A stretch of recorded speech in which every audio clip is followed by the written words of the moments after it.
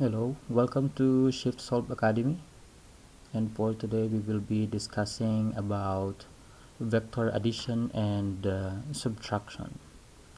So we have already learned about the two types of quantities from our previous discussion, the scalar quantities and vector quantities. So we have learned about scalar quantities, quantities that are only concerned with magnitude, and vector quantities, quantities that are concerned with not just the magnitude but its direction. So for this lesson we'll be discussing about vector addition and subtraction. So how do we really add or subtract vectors? So adding vectors are not as straightforward as adding scalar quantities. In order for us to fully grasp this concept, let us have this example. Say a man walks 7 meters to the right, then 5 meters to the opposite direction, just like in this figure.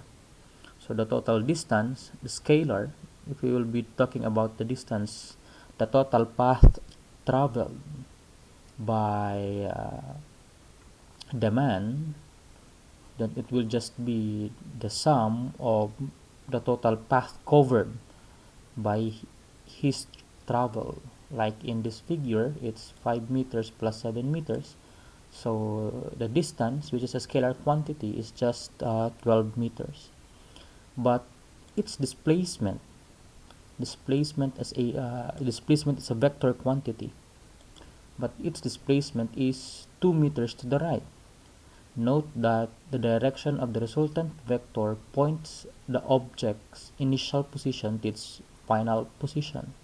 Like for this figure, first the man walks, let's say this is the starting point, so he walks from this point going right 7 meters, then after reaching a distance of 7 meters he turns around, goes back for a distance of 5 meters.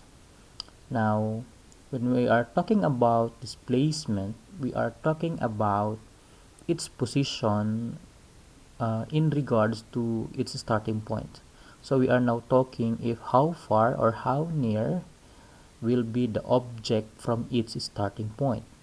That is why in this figure, after the man walks 7 meters to the right, then 5 meters to the left, if we will be we'll be getting its the man's displacement. The displacement is 7 meters. Then let us treat going to the right direction as positive and going to the left is negative, so it will just be 7 meters plus negative 5 meters. Negative 5 meters because the man returned going left.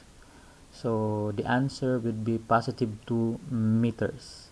So the answer denotes the positive sign denotes that the man is on the right side or on the positive side 2 meters from its starting point.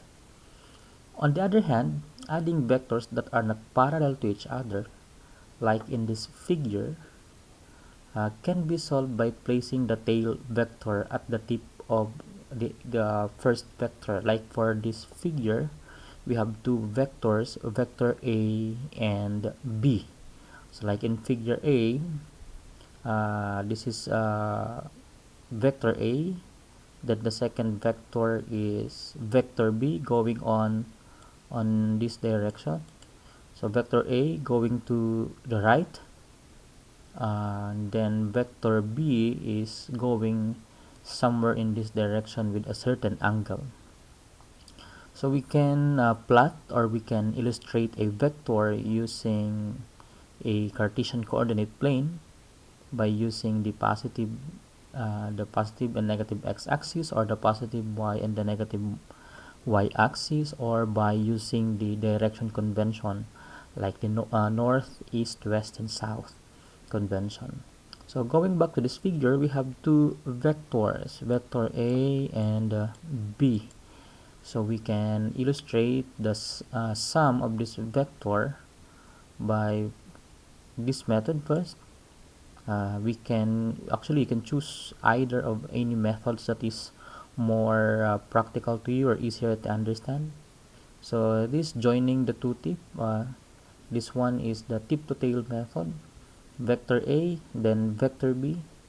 So vector A is joining both the starting point, and vector A is the tip to tail method, R being the resultant vector. So it's just the same as A, or this one also, or this is the parallelogram method on figure D. So maybe later on we'll be discussing how these methods are used to solve the vector sum. Okay, so this method can also be used when there are more than two vectors involved, and the order of the vectors would still not matter. So either two or three or more than vectors, we can try to use these methods later on in our examples. Okay, so this is an example of the summation of three vectors A, B, C. So just like the methods that have mentioned on figure 2.5, we can also use those methods in figure 2.6. It's just that uh, these have more than two vectors, three vectors. In subtracting vectors, say if we are to find the resultant of vector A and vector B, the difference between these vectors, remember that for us to get the negative of the vector, we just reverse its direction. So the negative of a vector only makes it point to the other direction. Like for example, if this is vector B, if we will reverse its direction going on the opposite, the exact opposite direction, this will become negative B. So the negative of a vector only makes it point to the other direction. Okay, then if, for example, if we will be getting the sum of A and B, it will just be A plus B. Then this is the resultant. This is the sum of vector A and B. But if we are to get the difference between these two vectors, the quantity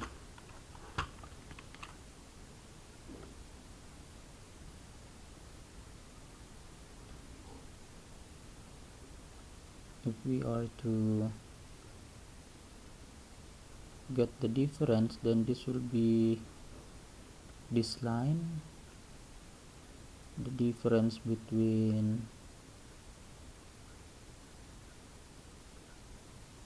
two vectors. Okay, so that's just simply the difference between adding and subtracting a vector. Okay,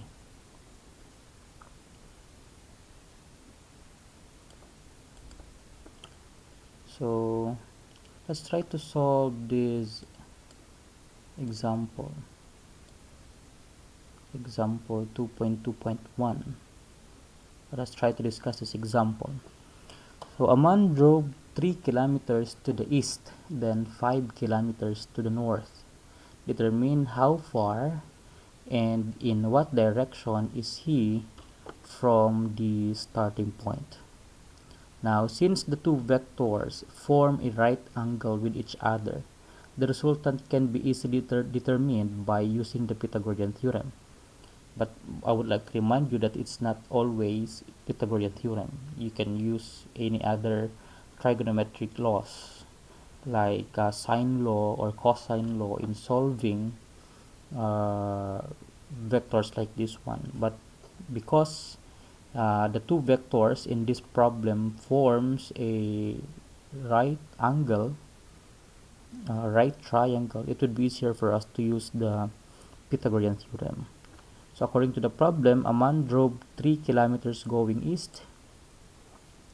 So 3 kilometers going east, that is this vector. Okay, so the man is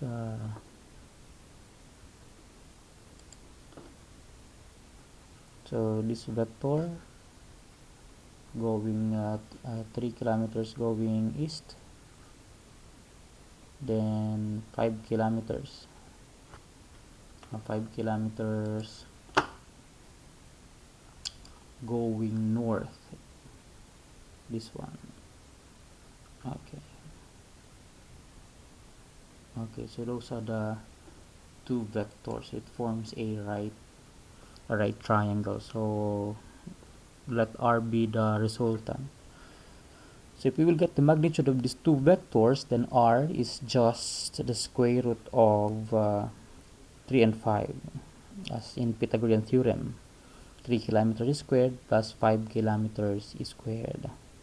Then by just simply solving by Pythagorean theorem, we will get an answer of 5.83 kilometers.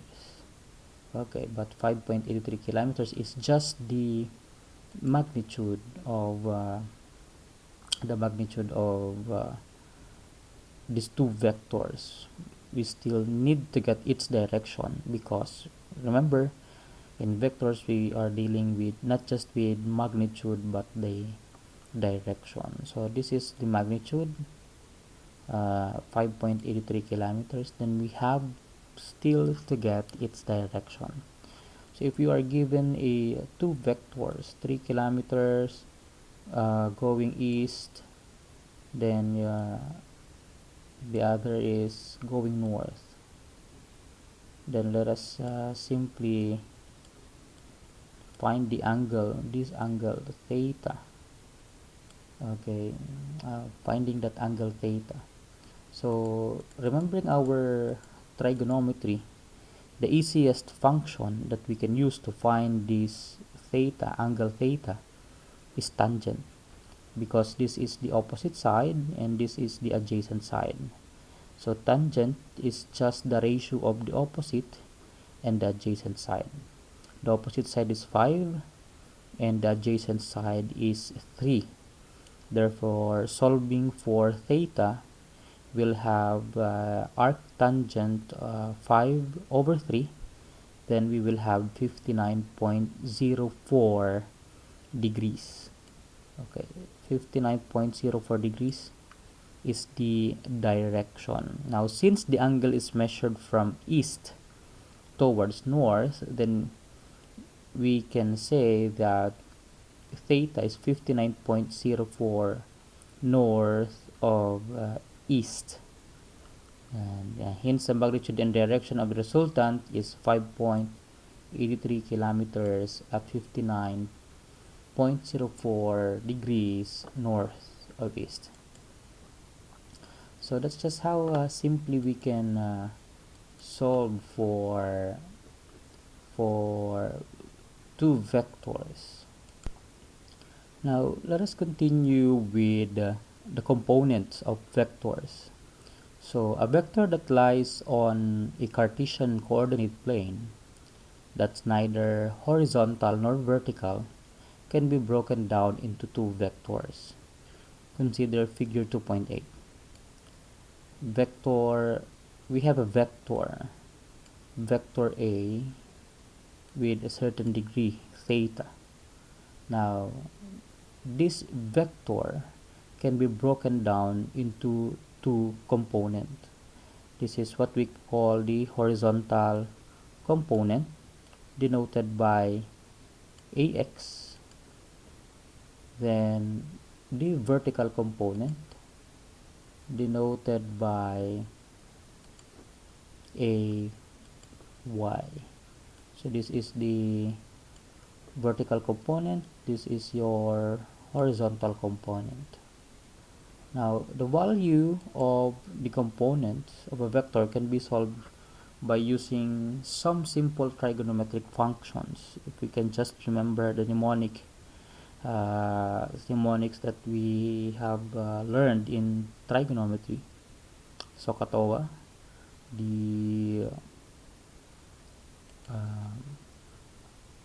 ratio between the sides of a right triangle, where sine is the ratio between the opposite and the hypotenuse, cosine is the adjacent hypotenuse, and tangent is opposite adjacent.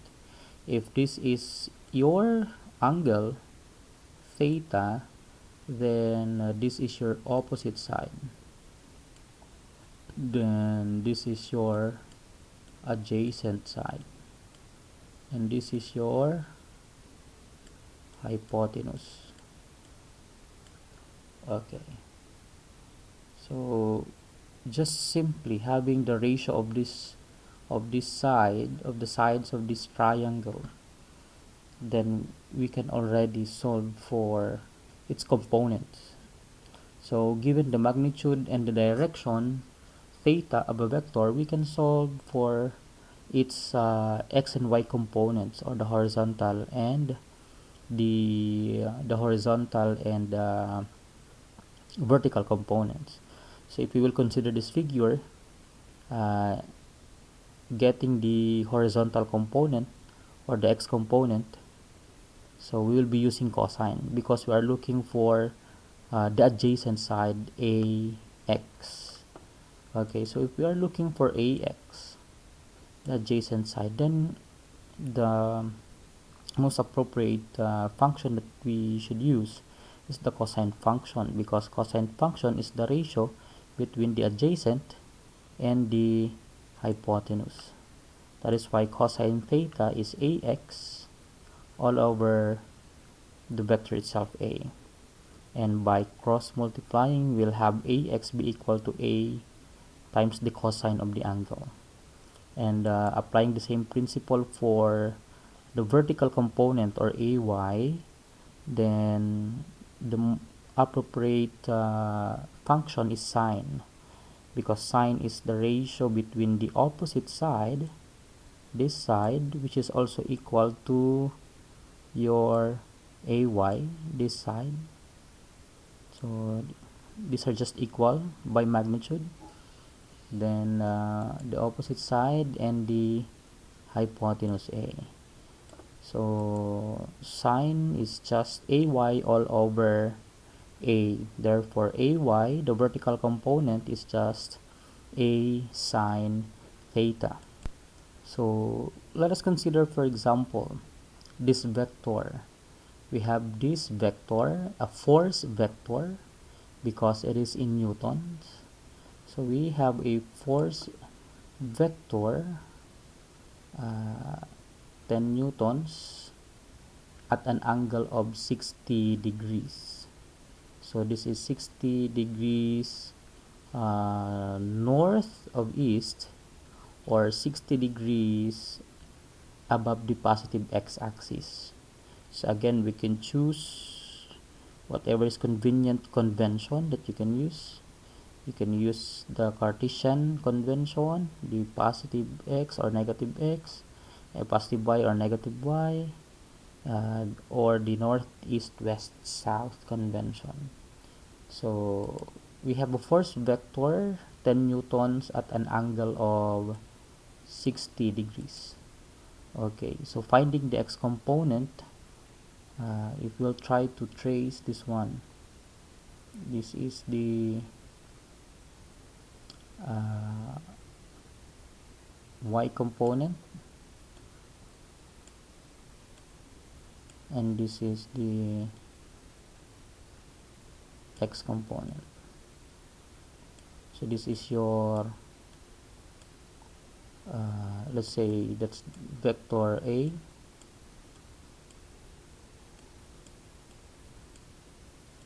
then this is your ax, and this is your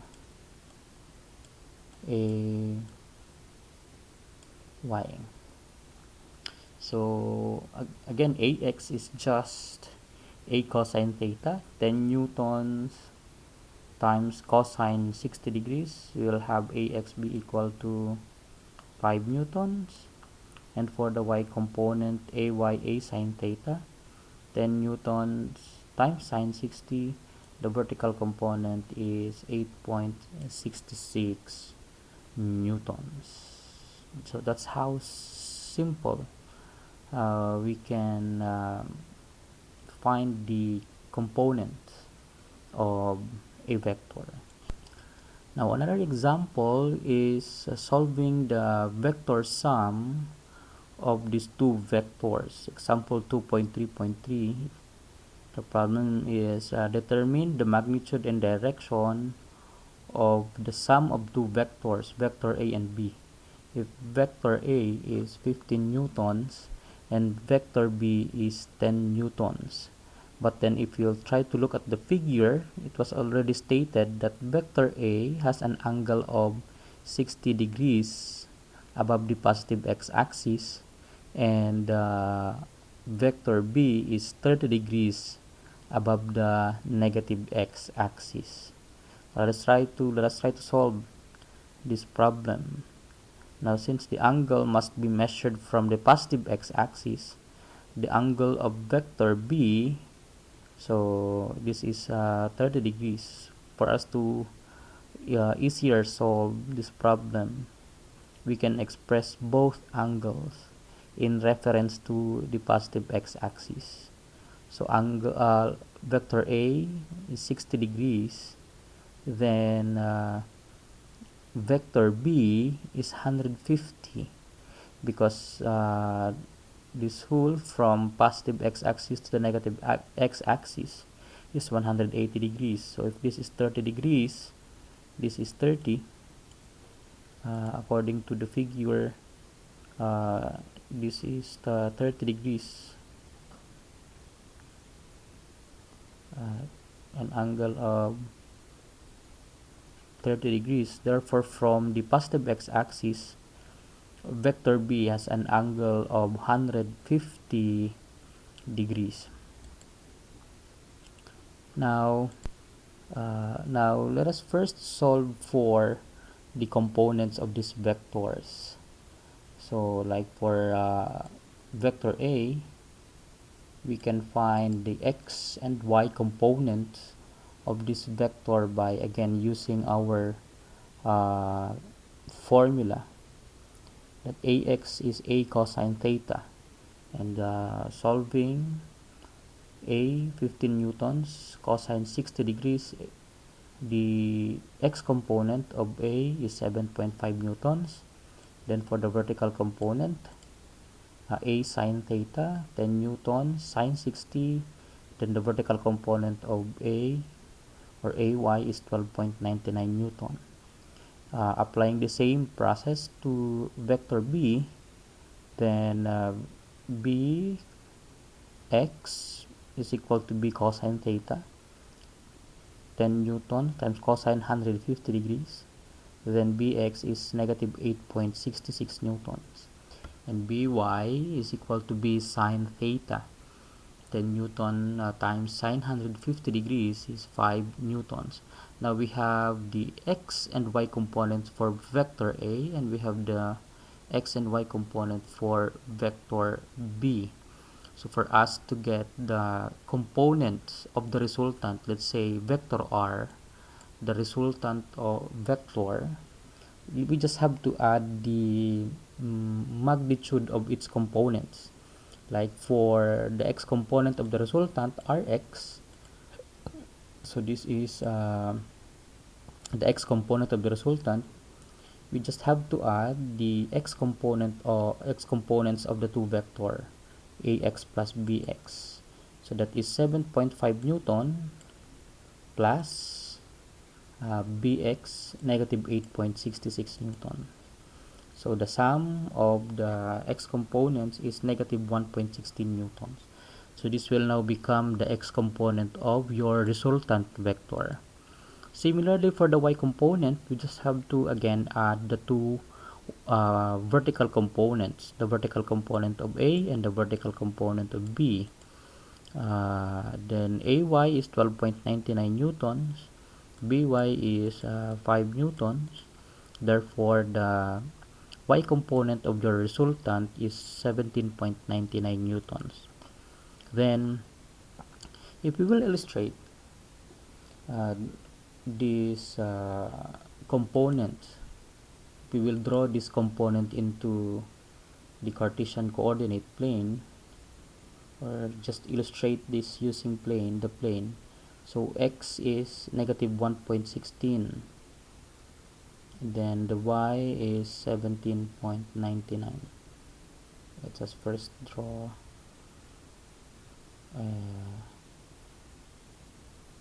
the Cartesian coordinate plane.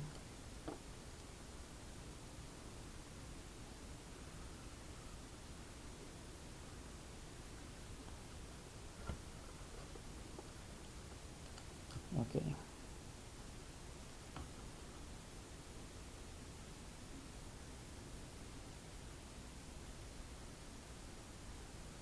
Okay, this is much better.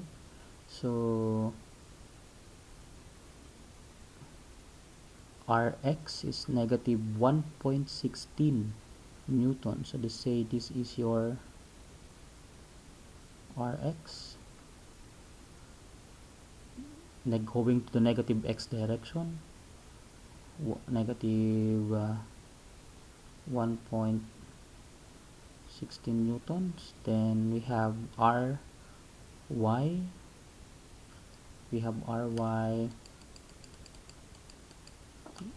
going to the positive y direction. So this is your Ry. Let's say this is your Ry. So if we are to get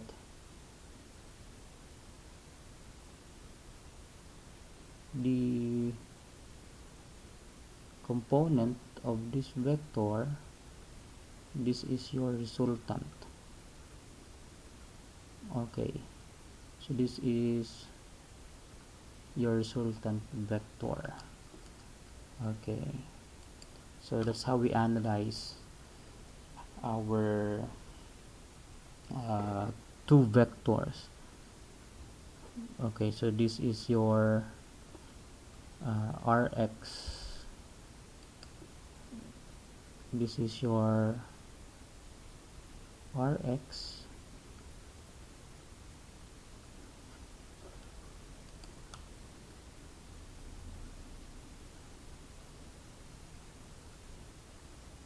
and this is your